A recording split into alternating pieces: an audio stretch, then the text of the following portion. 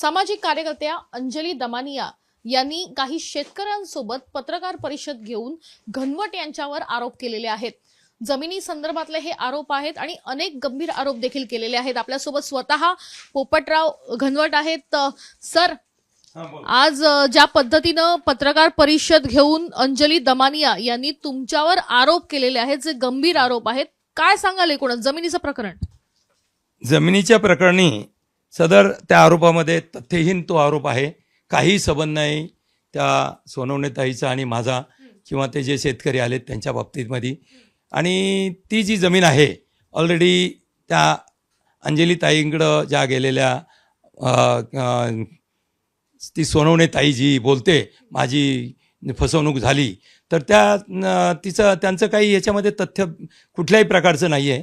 यांना फक्त ज्या अधिकारी शशिकांत भरत चव्हाण हा पोलीस अधिकारी होता, त्यांनी माझ्या मुलावर खोटा गुन्हा नोंदवला आणि त्याच्याकडनं हॉटेल राहुल पॅलेस येतं पनवेलला 50 लाख रुपये घेतल्याची सायडी इन्क्वायरी लावली, अँटी करप्शन इन्क्वायरी लावली, लांजिलेची त्यांची इन्क्वायरी चालू असताना त्या बाबतीमध्ये मग यांनी मला प्रयत्न केला आणि त्यांचे मेहुणे शशिकांत चव्हाणचे जालिंदर सुपेकर हे IPS असल्यामुळं त्यांची इन्क्वायरी होऊ शकली नाही आणि केली गेली नाही। तरी ती इन्क्वायरी चालू करावी, पुनर्चौकशी म्हणून माझा तो जो पाठपुरावा चालू आहे। म्हणून ह्या महिलेला बरोबर घेऊन त्यांनी वेळोवेळी माझ्यावर 2020 साली गावी माझ्या शेतात येऊन मला ज्यावर खुनी हल्ला केला आणि त्या टावर लोकेशन आणि CDRमध्ये शशिकांत चव्हाण वाठारला होते त्यांच्या गावी, तिथून त्यांना फोन केल्याचं भेटलेलं आहे। आणि ती पुणे आयुक्तांकडं त्यांच्याबाबत चार्जशीट दाखल केल्याच्यानंतर चार्जशीटची परवानगी मिळण्यासाठी त्यांच्याकडे दाखल केलेलं आहे ते प्रकरण आहे। आणि यांच्यावर 818/2020 चाकण पोलीस स्टेशन येथे गुन्हा नोंदवलेला आहे। त्याच्यानंतर त्या महिलेला त्यांनी उपोषणाला माझ्या विरुद्ध बसवलं। त्यावेळेला तिथं चौकशी पूर्ण झाली।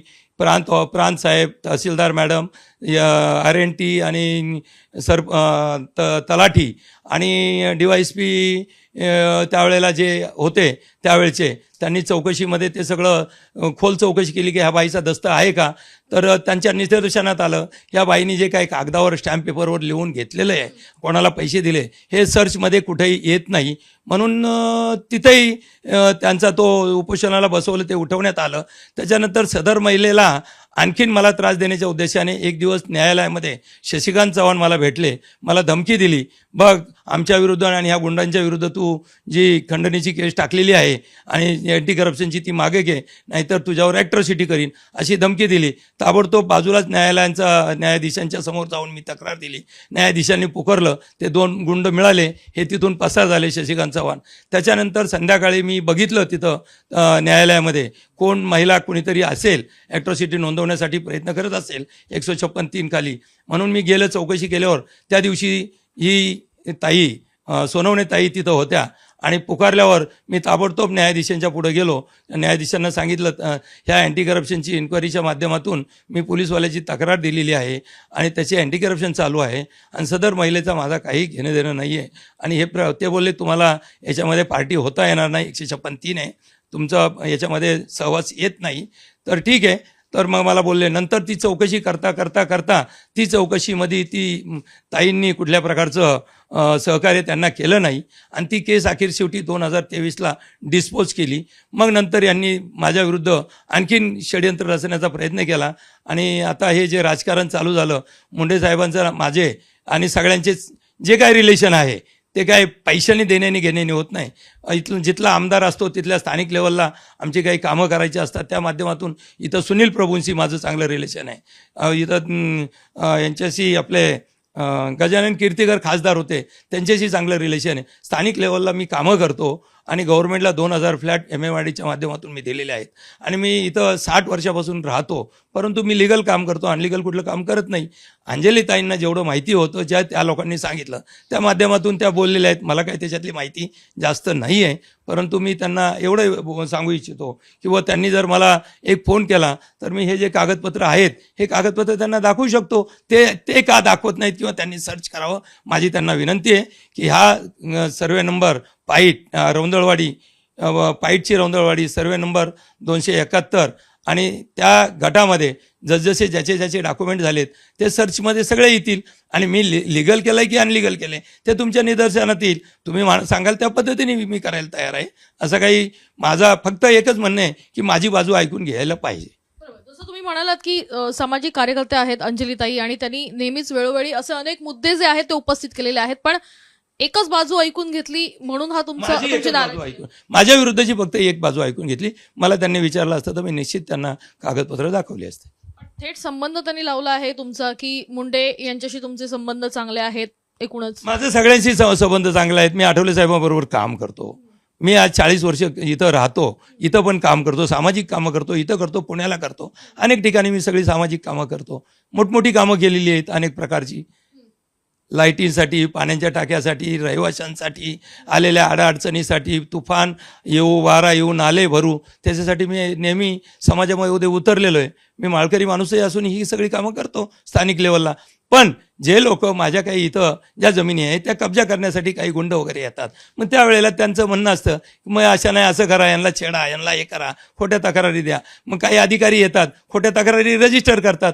मग ते चौकशीला मी वरिष्ठांकडे ज्या वेळेला न्याय मागायला जातो त्यावेळेला ते म्हणतात अरे ते तिथं नव्हते, मग तुम्ही कशा प्रकारे असं करता, गुन्हे नोंदवता, काय म्हणून गुन्हे नोंदवता. अशा प्रकारे वास्तविक पाहता ह्या गुन्ह्यामध्ये पोलीस फिर्यादी होऊ शकत नाही. हे सरकारचं सर्क्युलर आहे की पोलीस फिर्यादी बिल्डिंग प्रपोजलमध्ये 5,000 फूट जादा बनवलं की 7,000 पोलीस फिर्यादी त्याच्यामध्ये होतच नाही.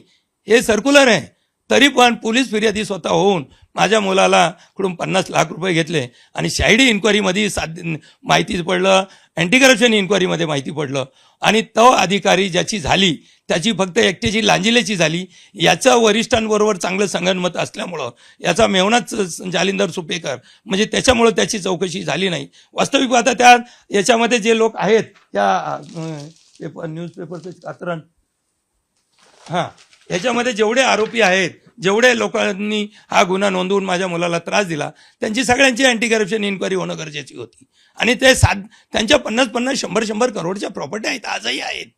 आजही चौकशी परत पुनर्जीवित केली तरी हरकत नाही. लांजेलेची चौकशी 376 पट औरंगाबाद कोर्टामध्ये त्यांनी फक्त मॅनेज करून ठेवलेलं आहे आणि 376 पट डिक्लेअर झालेली आहे ऑलरेडी, अँटी करप्शननी पाठवलेली.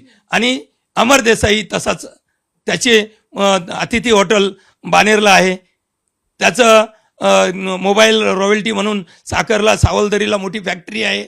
परत त्याचं चाकणलाही DDM जे आमदार दिलीप मोहितेंची फॅक्टरी आहे त्याच्यासमोरच त्याची 20,000 फुटाची फॅक्टरी आहे. अशा लोकांच्या 50-50 करोडच्या प्रॉपर्टी आहेत आणि त्याच तालुक्यात आहेत. मग हे लोक मला तिकडं त्यांनी बॉल टाकायचा, तिकडच्यांनी इकडे बॉल टाकायचा.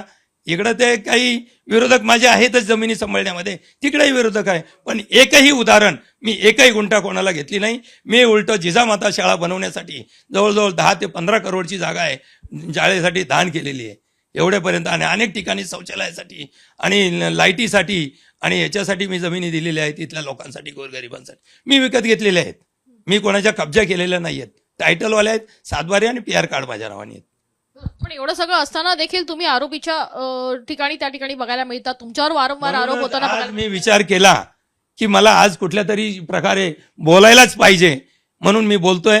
हे फक्त देवेंद्रजीला बदनाम करण्यासाठी राजकीय लोकांनी धनंजय मुंडेच्या नावाने षड्यंत्र रचून आणि ते देवेंद्रजी बरोबर पोचायचं, देवेंद्रजीला परेशान करायचं, हाच उद्योग. बाकी काय उद्योग आहे बाकीच्या विरोधकांचा?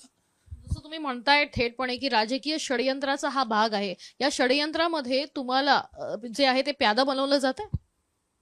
माझा सदर प्रकरणाशी कुठल्याही प्रकारचा ताईंनी जे बोललेत माझा संबंध येत नाही आणि त्या लोकांचाही माझा कुठला संबंध डायरेक्ट नाही आहे. आणि डायरेक्ट इनडायरेक्टचा विषय नाही. कोणी लोक जमिनीचे व्यापार करतात, ते विकत घेतात आणि परत दुसऱ्याला विकतात. त्याच्यामध्ये कोणाकडून घेतली म्हणून दोषी होतो अशातलं काय नाही. मी लिगल घेतली की नाही घेतली हा महत्वाचा मुद्दा आहे. धन्यवाद आमच्याशी बातचीत केल्याबद्दल. तर आपण बघतोय की या ठिकाणी खरं तर जमिनीचा हा प्रकार आहे, जमिनी खरेदी विक्रीचा हा खरं तर मुद्दा आहे, पण याच्यावर देखील अधिकृत कागद जी आहे ती आपल्याकडे असल्याचा दावा या ठिकाणी घनवट यांनी केलेला बघायला मिळतोय. याशिवाय राजकीय षडयंत्राचा भाग म्हणून पुढे केलं जात आहे आणि देवेंद्र फडणवीस यांना बदनाम करण्याचा हा कट होतोय का असा देखील प्रश्न या निमित्तानं त्यांनी उपस्थित केलाय. कॅमेरा पर्सन विक्रमसह वैदेही काणेकर, साम TV न्यूज, मुंबई. देश विदेशातील प्रत्येक घडामोडींचे लाईव्ह अपडेट मिळवण्यासाठी आता साम टीव्हीच्या सर्व सोशल मीडिया प्लॅटफॉर्मला लाईक, फॉलो आणि सबस्क्राईब करा. तसंच सर्व नोटिफिकेशनसाठी बेल आयकॉन प्रेस करायला विसरू नका.